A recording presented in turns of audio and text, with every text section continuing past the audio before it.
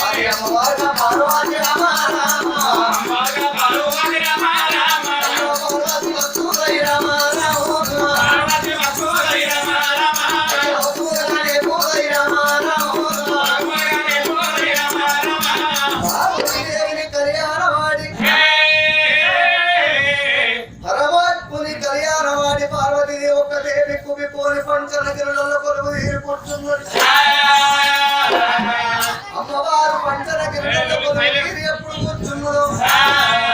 భక్తుల కొరకు బాధపడతాడు లోకాల శంకరుడు. హిమాలయ పర్వతాల కొండ పైన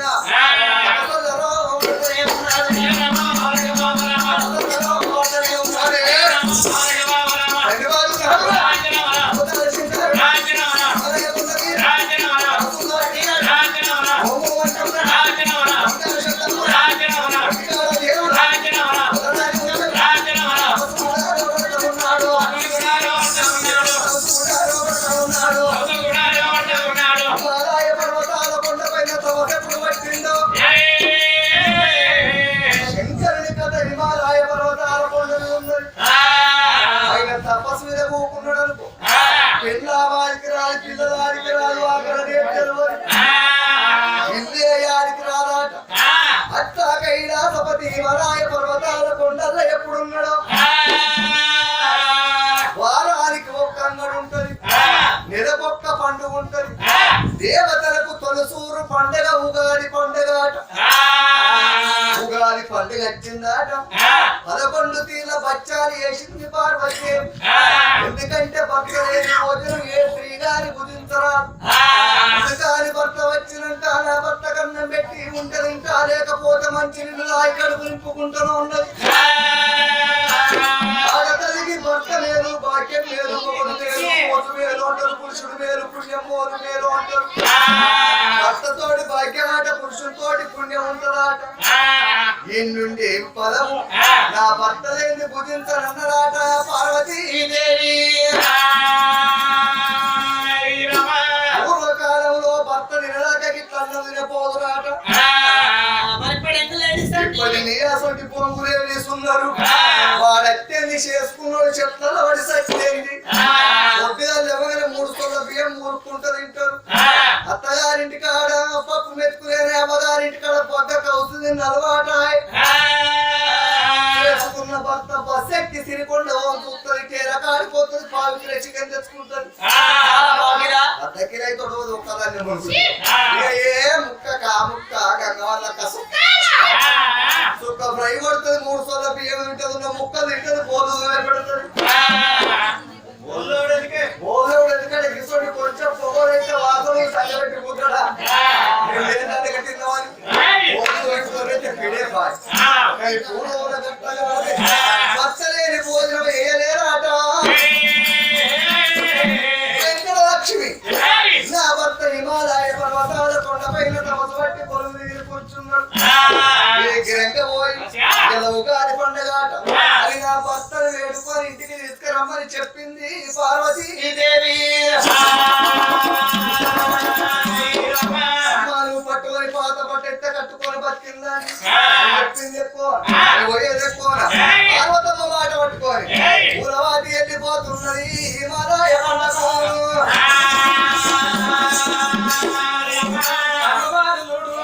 ఎప్పుడు చెప్పిందో దాసి లక్ష్మి కళ్ళ చూసింది కొండల్లో బయటికి పోయి శంకరుని పిలుచుకొని వస్తున్నా అని ఎట్లా పోతున్నది దాస వెంకట లక్ష్మి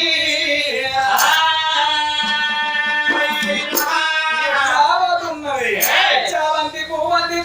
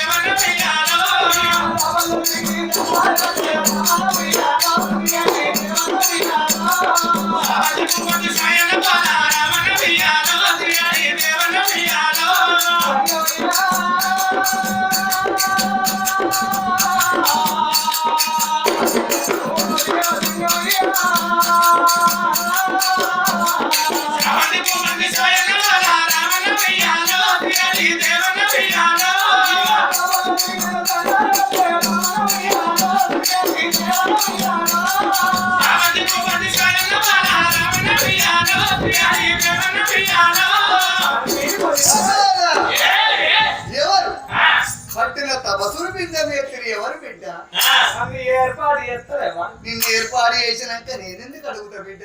నేను పార్వతి కింద ఉండే దాసి వెంకటలక్ష్మి అంటారు నా పేరు. పార్వతి కింద ఉండే దాసి వెంకటలక్ష్మి ఎందుకు వచ్చినావు బిడ్డ? ఇవాళ ఉగాది పండగ నీ భార్య పార్వతి రమ్మన్నది. కిందప్ప మీదప్ప నడమ పప్పేసి చేసిందట బూరప్ప.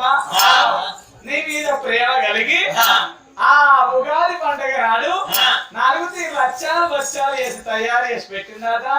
నిన్ను రమ్మన్నది మమ్మల్ని తోలిచ్చిందయ్యా లోకాల శంకర.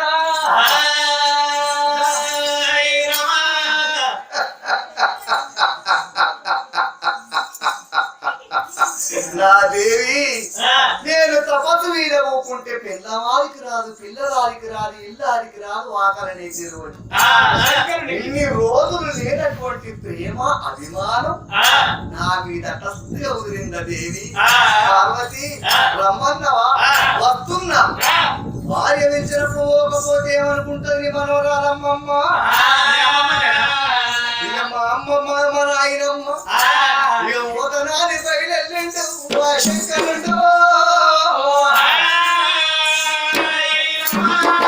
లోకాల శంకరుడు బయలు నన్ను వీర కలువు దేవి పొడిచ పొడిచ పొడిచ పొడిచ పొద్దే పొడిస్తే నాగమా నాగమనే దారిలో పొద్దే పొడిస్తే నాగమా నాగమనే దారిలో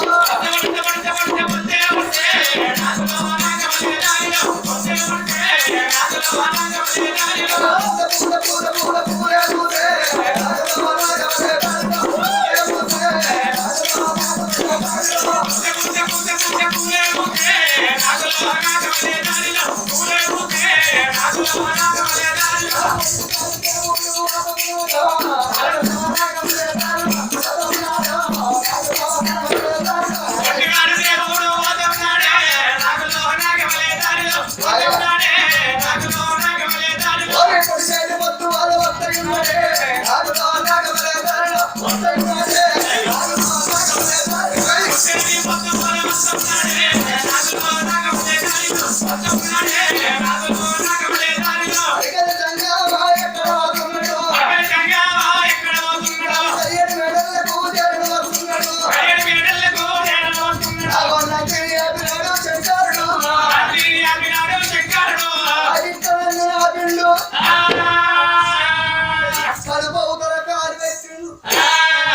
శంకరునికి లేని అనుమానం వచ్చింది.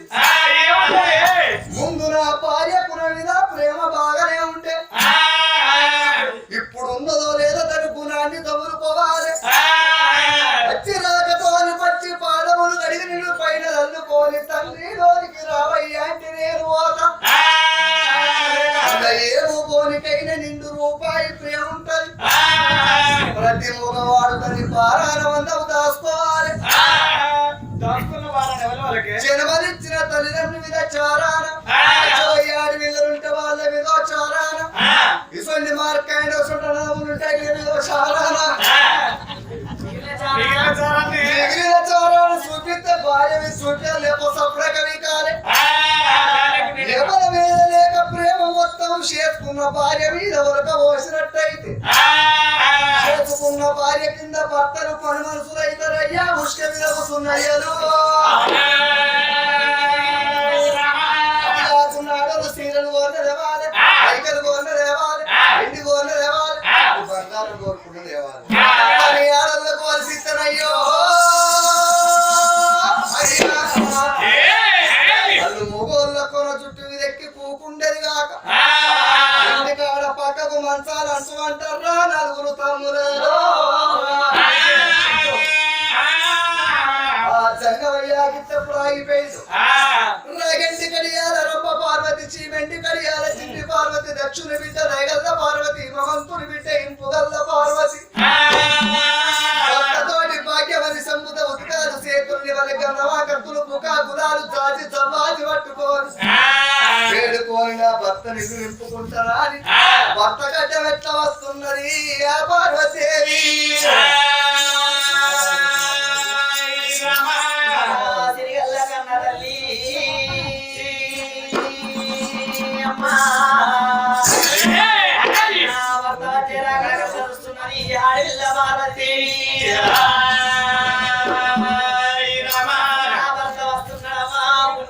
పురుషుడు భూసల్లరారము మెడతోనే బతకము నా వేలి బంగారం వస్తున్నాడవా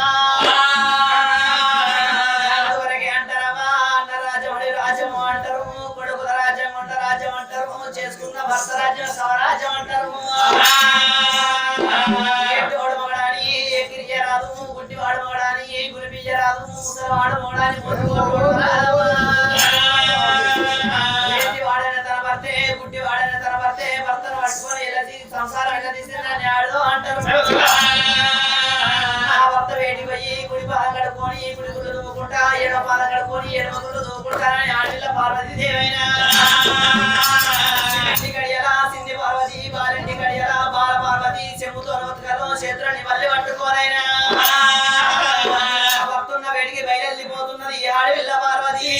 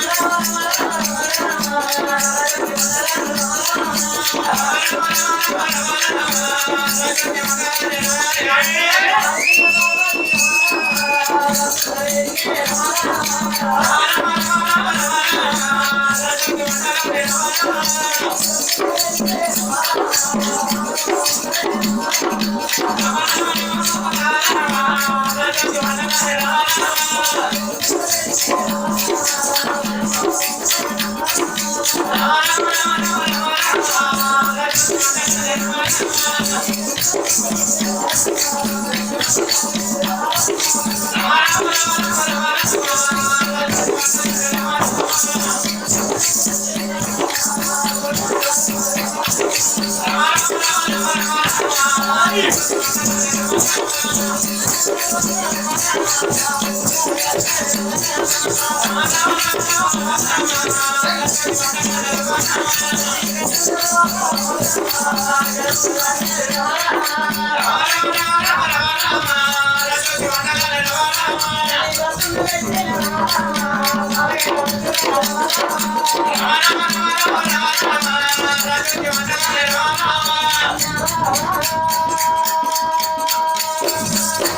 దేవి పార్వతి చల్లగా వరదిల్లు దేవి నలుగురు కొంపలు మునగాలి మన కొంప మంచిగా ఉండాలి ఎవరు గంగలో వచ్చింది మేము మంచిగా ఉండాలి ఏమంటావా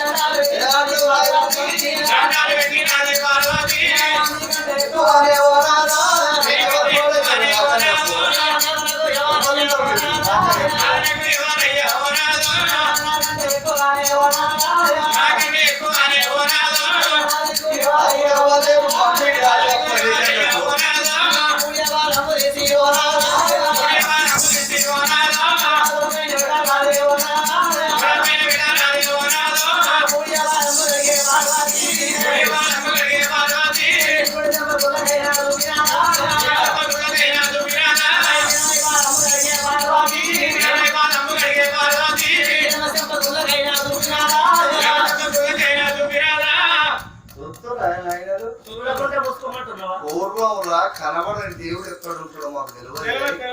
నిత్యము కనబడే భక్తే నా భగవంతుడని లెవ్వనని ఇట్లా కాళ్ళు కడిగి నెత్తిలో పోసుకున్నట్టు వెనకటోళ్ళు నెలకు 3 వర్షాలు పుట్టినాయట. పెండాలు కడుగుతారు పూర్తి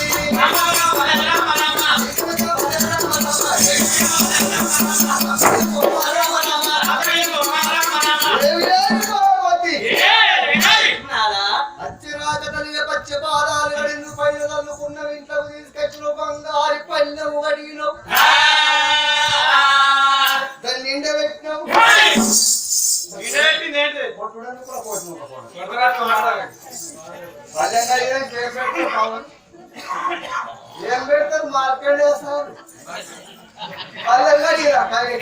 పుల్లి వేస్తారు వాళ్ళు ఇప్పుడు లోడు పడుతుంది కరెంట్ చక్కని ముట్టుకుంటాడు ఇట్లా అల్లె వాడినాక దాన్ని నిండు అన్నం పెట్టినావు 10 తీర్ల పచ్చళ్ళు పెట్టినావు నవగాయ పిండి వంటలు పెట్టినావు పక్కకు నట్ట నడవ నావనందులే పెరుగు పోసి పల్లె మూర పెట్టి తిన్ బంధు కూకుండి ఏడుకున్నావు ఇట్లా భార్య ఇంట్లో ఏడుచుకుంటుండగా ఏమో కోరికైనా పుచ్చుకున్నావు చేతులు అమ్ముడ కొడుక కొట్టుడు కొడుక పోగుతాక పుచ్చుకున్నావు నువ్వు తినేటట్టే నువ్వు ముసలవేడు అక్క ఏవి గుర్తుంచుకోరు ఆడవిల్లలు ఆడవిళ్ళకు ఇంత రేసు ముఖం పనికిరాదు అలుగు ముఖం ఉండకూడదు యాదకుంచుకోరు సచ్చదాకా అలుగు ముఖం ఉండకూడదు కొంచెం తన ఉండకూడదు నీకు ఆడవిల్ల ఏ ఇంటి ముంగట నవ్వుకుంటా ఉంటుందో ఆ ఇంట్లో లక్ష్మీ దేవత తాండవించుతుంది ఏ తలుగు ఒక పాడోళ్ళు ఉంటారో అయితే అప్పుడు దరిద్రే పాడైతే కష్టం అనేది చెట్లకు రావు పుట్టలకు రావు మనుషులే కట్టాయి. ఎన్ని కట్టాలు వచ్చినా ఆ కట్టాన్ని దిగమింగి ఆ తల్లి నవ్వుకుంటూ ఉన్నట్టయితే ఆ ఇంట లక్ష్మి తాండవిస్తుంది. ఇక ఓగో కాకుంటారు నీ పంచారు ముంటడు ఎండిపోయిన శాప తిన్నాక పిల్లి మాడుకుంటాడు ఆ ఇంట ఇరుపగజ్జల వరకు కూకుంటది.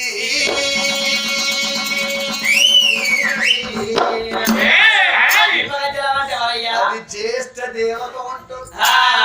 నువ్వు మాతవు నేను దాతను నీకు ఏమి లేక బాధపడుతున్నవే నువ్వు పార్వతమ్మ.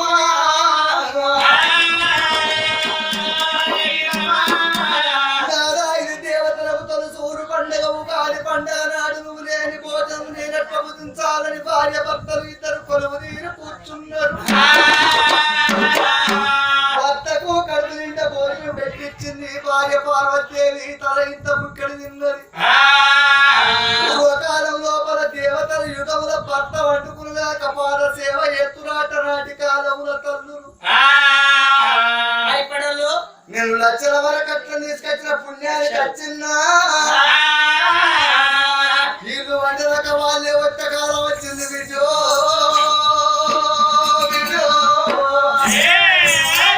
ఇదేంటే తిరవాలంటే నువ్వు అట్టినే వచ్చిన కొద్దిగా నేను లక్షలు లేరా అనే కాలం అంటున్నాడట. అని జగవెల్ల పార్వతీదేవి ఆ భర్తను దివారు బంగారు దివారు మెత్తల పైన వంట పెట్టింది. రంపెతోటి పోసిన రామగిరి పోకలు పుక్కటి అందు ధరించుకోరు. ఆ శంకరుడు దివారు మెత్తల పైన ఎప్పుడు వండుకున్నాడు. పార్వతీదేవి కాళ్ళు రెక్కలొత్తుకుంటా కైలాసం ఉన్నదే నా తల్లారో.